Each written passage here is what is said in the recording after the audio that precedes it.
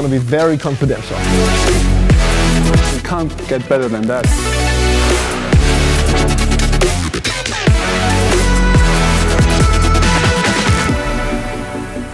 Hi everyone and welcome to the very first episode of EQ Enthusiasts. My name is Dennis. Usually I'm working in the communications department of Daimler, but in this format I take you behind the scenes of Mercedes EQ. I show you the latest innovations and the most fascinating products, plus the people behind them. And that's why we're here in Sindelfingen at the Mercedes-Benz Design Center. We're going to meet a very special person. He once designed the Mercedes Vision AMG Gran Turismo. Now he's a team leader in exterior design and significantly involved in the look of the whole EQ family. I promise you up front, guys, it's gonna be a lot of fun for you to watch. Hope that sounds good, and if so, let's go! Mercedes-Benz is a luxury brand with a huge heritage, that's for sure. But how does luxury and design go together when it comes to electric cars? That's what we'll find out today, and as you can see, it's gonna be very confidential.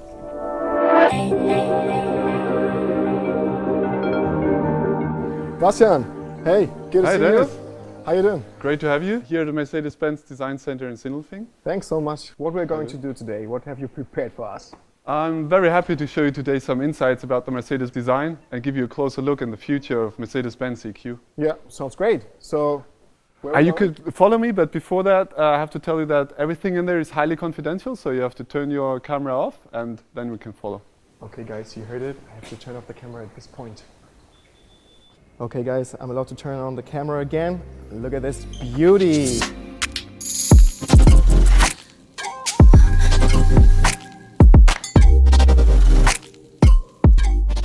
Bastian, where did you take us? So Dennis, now we're in the heart of the design building, more or less. It's one of our design studios. And what you can see here is the VISION EQS, one of our latest show cars. Nice one. Show me some of your projects. I'm really curious. One of a project that I think that was really a childhood dream when PlayStation approached us. Yeah, actually. I want to talk about this one. And I've seen it. They asked us to do a show car for their game Gran Turismo. I mean, a show car for a racing game. You can't get better than that. These tasks you don't even get in university. So we created a car that was really highly efficient. We have active aerodynamics.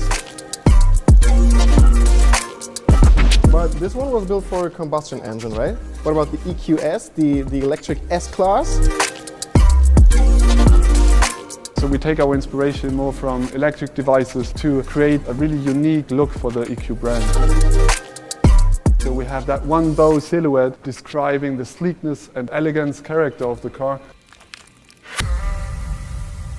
What are the main challenges creating an EQ in comparison to one with a combustion engine? To make that a bit more clear for you, I thought, why not go in here and do a little bit of sketching? Right now? Yeah.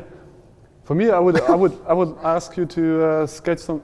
What does a Mercedes mean to you? What comes into your mind if you think about a Mercedes classical limousine? Classic. Okay, so like S-Class. Like, go ahead. Yeah. Don't laugh at me. No, looking good. Go ahead. Yeah. Can I work in your team? Of course, we always need young, talented, motivated designers. Oh man, like a common S-Class. Don't forget the star. Yeah, sure. Okay, now it's finished. What do you think? Okay. I mean, no, I'm being honest, this is exactly what I mean. Like, everybody has a perception of Mercedes in particular. What does it mean to think about Mercedes? And for sure, most of the people think about a normal limousine. And so this time, if it looks like this, or more like the S-Class, you have a long bonnet, which is unique for the combustion engines, and also a long rear overhang, which is specific for the rear-wheel driven cars. But here with the EQ family, of course, we have to rethink everything. We have different technical requirements. It's an electric car. We still want to have people that it is recognizable as a Mercedes for sure, but then bring new elements in that makes it really unique for electric Mercedes. For example, if you look at the front of a car, for example, an S-Class front, you have the huge Mercedes grille, which is recognizable from Mercedes all over the world. People recognize that grille, Sure. they know the star, and they know that it is Mercedes. For sure, with the EQ brand, we have to find a new interpretation of that unique grille. So, as you can see here, it definitely looks different, right? it really does. And that's not only because of the light and the stars, but also because it's an electric car. And therefore, we don't need as much air for cooling the engine, which is behind it, because this is the case on the S-Class. Whereas here, we have more design freedom to develop something new. As you can see here, we have a seamless integration of the headlights together with the grille to generate that really unique and specific look for our EQ front ends. Yeah, you talked about the black panel before, but what about this little stars inside? I mean, because it is a show car and we want to play something and want to explore the creative potential of it, we think of, if you think about a black panel, you also think about a screen. And what we did here is how much depth we can give such a surface. So what we have here is a star panel on the front and then having these LEDs to create that more or less infinite grille.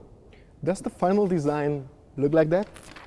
Not exactly, but I can't tell you right now. Some kind of. Okay. What else can you show me? So if you look at the side of the car, then you're also going to realize that it's different to the hood not only to your sketch. Pretty small though. Yeah, the hood is smaller, right. As I said, on the S-Class, you have a long bonnet because there's the engine behind.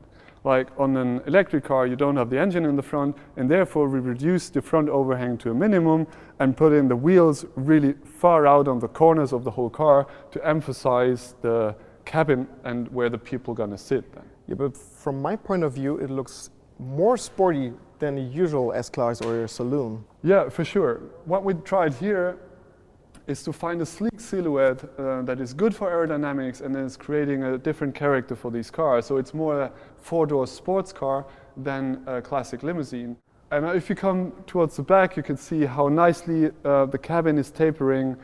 It's on one side good for the aerodynamics and it's sustainable and efficient. At the same time, it allows us as designers to put the cabin on these really nice full shoulders to give the overall car an appearance, a strong appearance on the street and really good stance.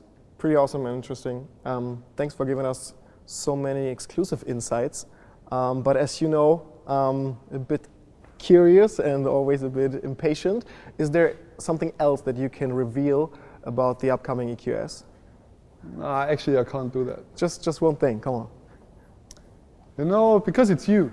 Give me a second at the drawing board, I'll be back. Take your time, take your time. So good to see how passionate this guy is. I'm deeply impressed and so thankful for visiting this extraordinary place. It has been a once-in-a-lifetime opportunity and I hope you liked what you have seen. And if so, click on the thumbs up button, leave us a comment below and don't forget to subscribe, share it with your friends. I'm really looking forward to going on with you on the next episode. And there comes the future. Hope you like it. Wow, that's cool. All right, guys, sorry, but you have to stay a little bit more patient. But I think you got some really good insights about Mercedes-Benz design and also the future of the EQ family. I think we really created something special and unique. It's going to be something on the road that you haven't seen before. And stay tuned, and bye-bye. Bye, guys.